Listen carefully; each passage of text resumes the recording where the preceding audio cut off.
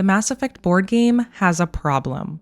It's way too ridiculously fun and addictive, especially for fans of the trilogy, and has a price tag that'll make you feel like you stole it. Let's chat about everything you need to know before purchasing this nostalgic masterpiece, without any mission or narrative spoilers. And just a heads up that I was not sponsored to review this.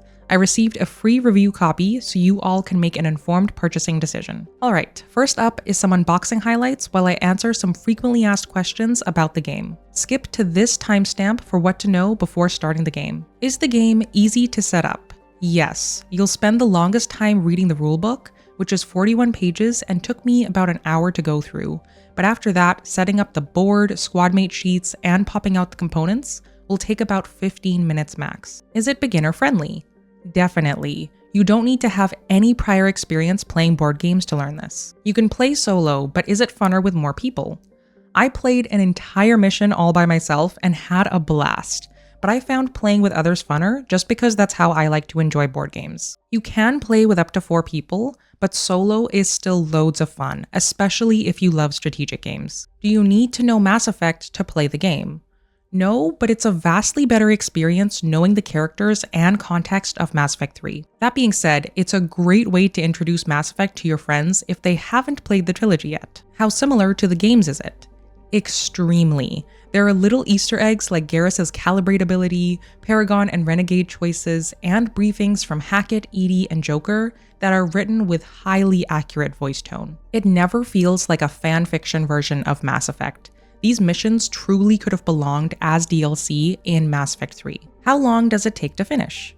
Once familiar with the rules, I'd say an average campaign would take around 5 to 7 hours, with each mission taking about an hour. Alright, with those questions out of the way, let's dive into what to know before beginning a mission. To start the game, you'll first grab the campaign map. There are 3 missions, with an optional loyalty mission after both the first and second missions, leading to 5 total missions in one campaign. Which mission you choose first will limit the next set of missions you choose between, resulting in a unique campaign depending on your initial mission path. Just like the trilogy, replayability is what makes this board game stand out, with well over 10 unique campaign paths possible. And just like Mass Effect 3 specifically, how successful you are in the campaign depends on your war readiness, which directly mirrors the war assets of the Crucible. You'll gain war readiness by completing missions along with finishing mission-specific and secondary objectives. After the 3rd mission, the campaign is done,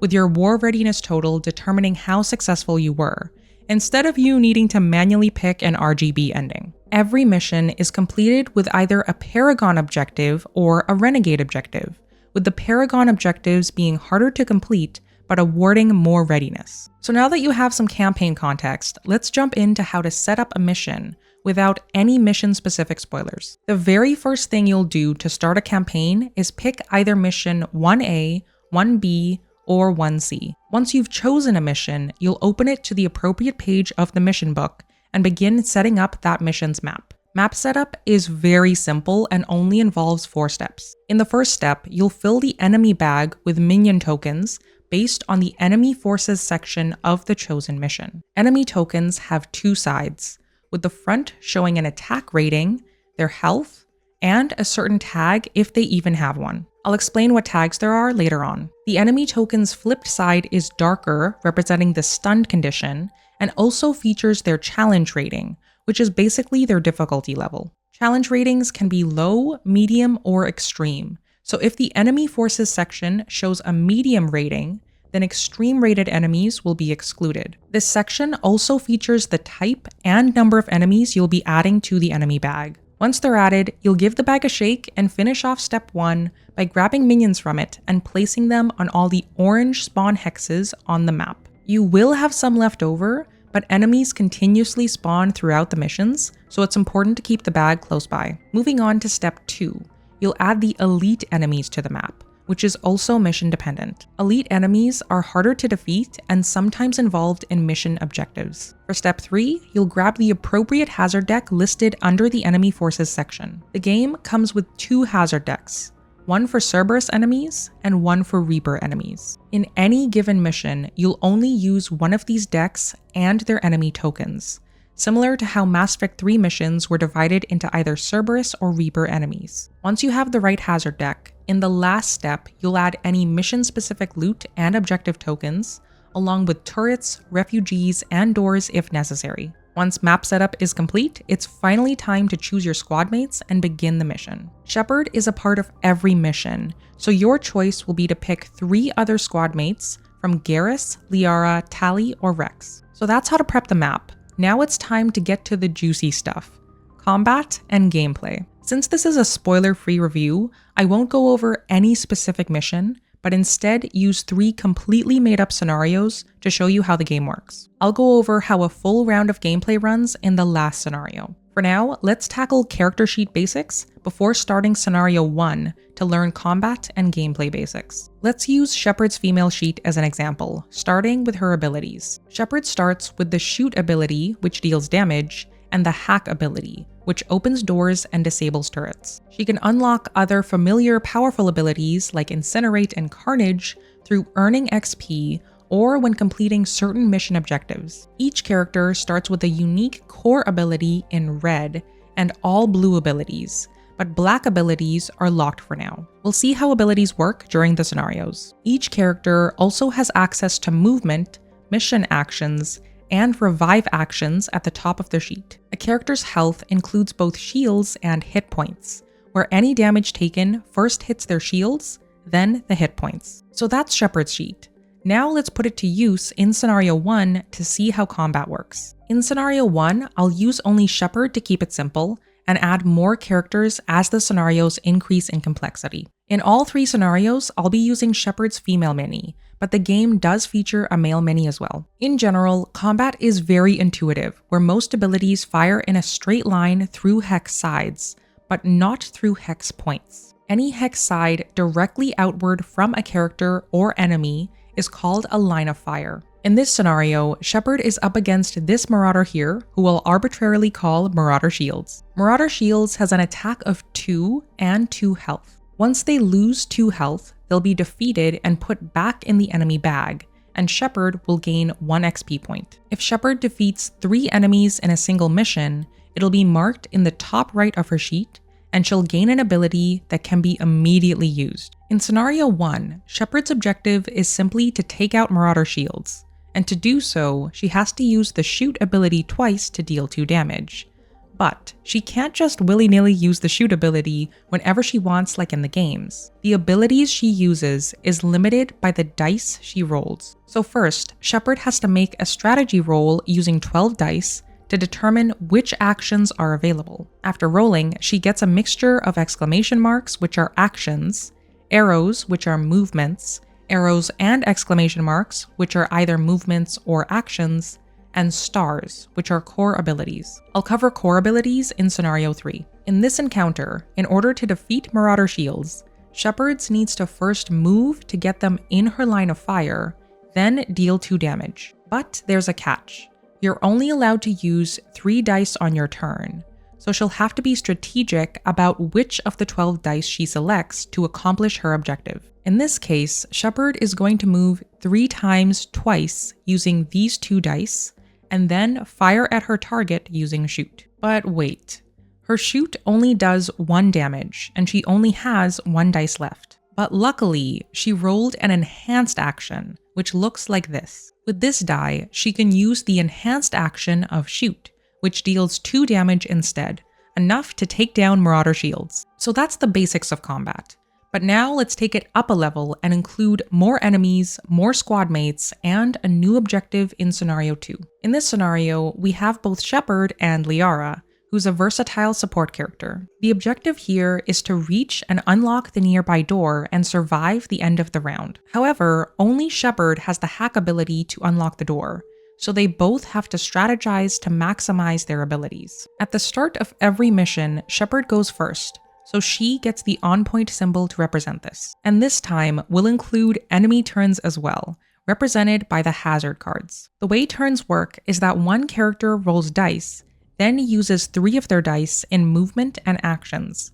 Then the hazard card on their sheet is flipped. This is then repeated for the next character until everyone has gone once. So this encounter will go Shepard's turn, hazard card on Shepard's sheet, Liara's turn, hazard card on Liara's sheet. First, Shepard rolls the 12 dice. I like moving the dice into 3 sections: actions, move, and both. Shepard has to open the door on her turn since Liara can't, but there's an enemy right in front of it. So she'll first use an enhanced action of shoot to kill the husk in front of the door, move 3 to reach the door, and finally open it using a standard action of hack. Since 3 dice have been used, it's now the enemy turn. Flipping over the hazard card on Shepard's sheet reveals that we have to activate all Marauders and Cannibals. I'll arbitrarily call these enemies the Elusive Bam, Marauder Fields, and Lai Kang. Since the Elusive Bam is adjacent to Shepard, it doesn't need to move closer,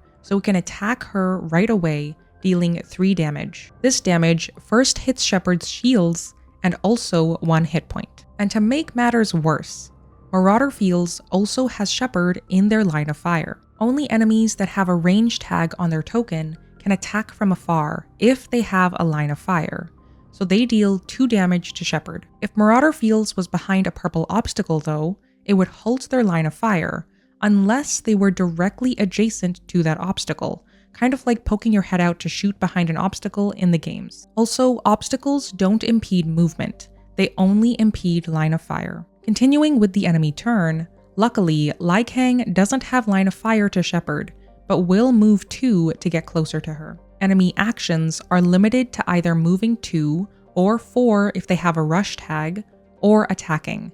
They can't do both. Once Shepard's hazard card has been resolved, it moves on to Liara's turn, and since Shepard used 3 of 12 dice, she's left to roll just 9. On her turn, her goal is to protect Shepard from the enemies, since she's only on 2 hit points. But there's too many to defeat, so she has to use her unique debilitating abilities wisely. First up is her strategy roll, where she rolled some movement, actions, and both. She has to deal with both the Elusive Bam and Marauder Fields, in case the hazard card she pulled has any of them attacking Shepard. So she first uses a move 3 to get the Elusive Bam within 3 hexes, then an enhanced action of pistol shot to deal 3 damage, defeating them outright. To deal with Marauder Fields, she has 2 options, Stasis or Lift, which will both neutralize their ability to deal damage. She chooses Lift, dealing 1 damage and giving it a Biotic effect token, which reduces their effective attack by 2. Since Marauder Fields' attack rating is 2, it effectively makes their attack 0, i.e. useless. With Liara's 3 dice used, it's now the enemy's turn again, so flipping the card on her sheet reveals that we have to activate each husk and Marauder. There are no husks on the field, so we just ignore that part. And since Marauder Fields has an attack of 0 thanks to the Biotic effect, they'll instead choose to move closer to Liara since she's the closer target. Liara's ability to both deal damage and neutralize enemy attacks are invaluable in tough scenarios like this, where versatility is key. Since everyone's turns are done, the damage and Biotic tokens are removed from all enemies, and the shields of all squad mates are replenished. If Liara hadn't made it in time, Marauder Fields would have attacked Shepard, bringing her hit points down to 0, resulting in an automatic mission failure, just like a game over when Shepard was defeated in the games. If there's a situation where Liara's hit points are 0, she becomes downed, where her character sheet would be flipped, and 3 dice become locked to her sheet. These dice can't be used in any other squadmate strategy roll, effectively reducing the amount of available actions other characters can take on their turn. If Shepard was adjacent to Liara and used a revive action, then Liara's sheet would flip back over, her shields would automatically regenerate, and she'd be on 1 hit point. So that's 2 squadmates in action.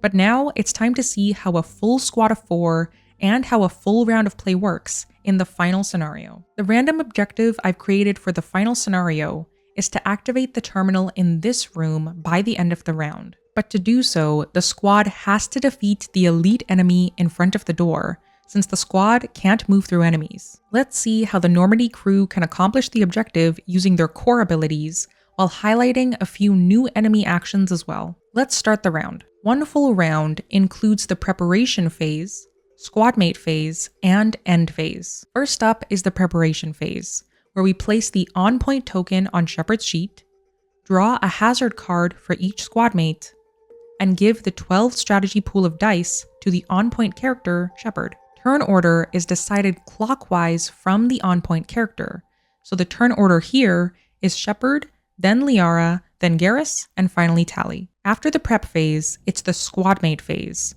which includes the strategy roll, actions, and hazard card like I showed in the previous scenario. Alright, first up is Shepard, who rolls the strategy pool of 12 dice. This time she got lucky because she rolled a core ability. This allows her to flip one command token, which is very helpful in enhancing her squad mate's actions. She then gets to re-roll any core ability dice until there are none left. On her turn, she's going to deal maximum damage to the minion in front of the door, but it's going to be tricky since the minion is an elite. This Ravager has 3 different shield phases, so first 4 damage has to be dealt, then another 4, and finally 5 before it's defeated. I'll also arbitrarily call this Ravager Varen Hugger. Since Shepard has line of fire and rolled 2 enhanced actions, she's going to deal 4 damage using 2 shoot abilities, taking out Varen Hugger's first shield entirely. Then, in case things go south and she can't get away, she's going to move 2 hexes away. But there's a catch.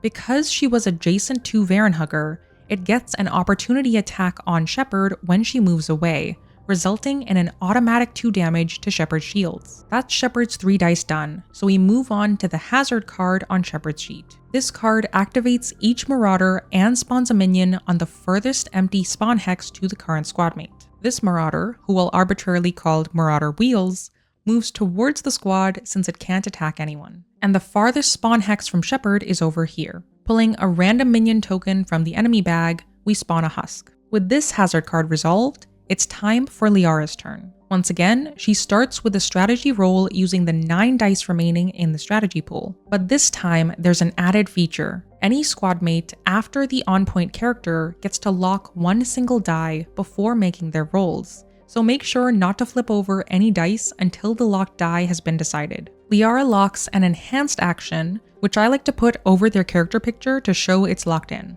Then she rolls the remaining 8 dice. With what she rolled, she'll use Lift on Varen Hugger to deal 1 damage and eliminate its 2 attack using Lift's Biotic effect, then finish off its second shield by dealing 3 damage with an enhanced pistol shot. Then she'll move to get line of fire on Marauder Wheels. Notice that Varen Hugger gets an opportunity attack on Liara, but it doesn't matter because it has an effective attack of 0 after her Biotic effect. Now for Liara's hazard card. This one says to spawn a minion at the closest spawn hex to Liara and to activate each elite enemy. Another husk gets pulled from the enemy bag and spawns right next to her, and the elite enemy stays put, since it's right next to a squad mate already. Now for Garrus's turn. Garrus isn't going to lock any remaining dice because he's aiming for maximum damage, so he wants core ability and enhanced dice. And he luckily ends up with 1 core ability die, which makes his aim value 1. The higher Garrus's aim value, the more damage he can do with armor-piercing rounds. Unfortunately, he didn't roll any enhanced actions, but luckily, Commander Shepard is going to change that with her core ability Command from earlier. Once Shepard uses Command, Garrus can change any standard action die he rolled to an enhanced action, which he uses to deal 3 damage to Varen Hugger using Concussive Shot. He finally finishes off Varen Hugger using armor-piercing rounds, which deals 1 damage, plus Garrus's aim value, which is 1. With that 2 damage, Varen Hugger is finally defeated, and Garrus claims the XP point for the final kill. He has 1 die remaining, so he uses another Concussive Shot to deal 1 damage to Marauder Wheels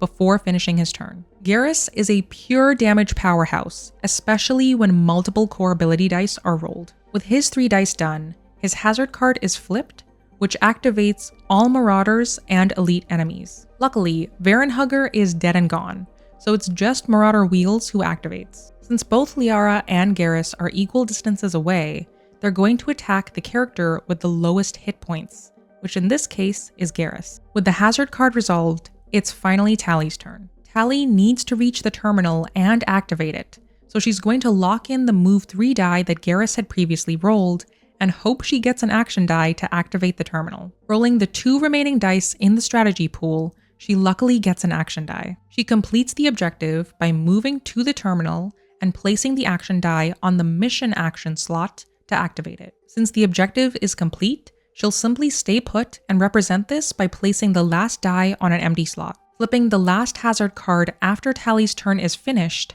activates the 2 closest enemy tokens to the current squadmate. The Husk will attack Liara's shield for 1 damage, and Marauder Wheels brings Garrus down to 1 hit point. If we continued this scenario, a new round would commence where the on-point token would have moved clockwise to Liara, all character shields would regenerate, damage and biotic tokens would be removed, and the preparation phase would begin again. So that's the basics of how a full round works. I haven't covered how turrets, elevation changes, loot, and a ton more work, but you can read for yourself how everything in the game runs by downloading a free copy of the rulebook found in the description. This action-packed Mass Effect board game, which is currently available for pre-order, is just $51 US, which is $70 Canadian, and only £40. This game is without a doubt made for and by Mass Effect fans. There's countless Easter eggs littered throughout the game, like Liara's Shadow Broker intuition ability,